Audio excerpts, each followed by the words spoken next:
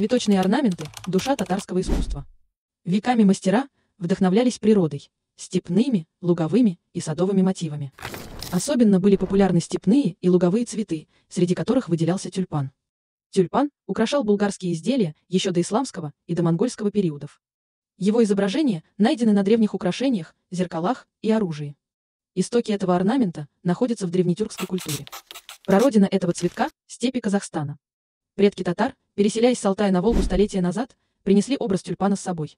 Как и любой орнамент, тюльпан имел сакральный смысл. Будучи одним из первых весенних цветов, он символизировал возрождение. С принятием ислама его значение преобразилось. Из символа предков он стал символом религиозным. Слова «тюльпан» и «Аллах» на арабском пишутся одинаковыми буквами и по нумерологии дают число 66. Поэтому тюльпан считается цветком Всевышнего и с давних времен украшает стены, окна и двери татарских мечетей.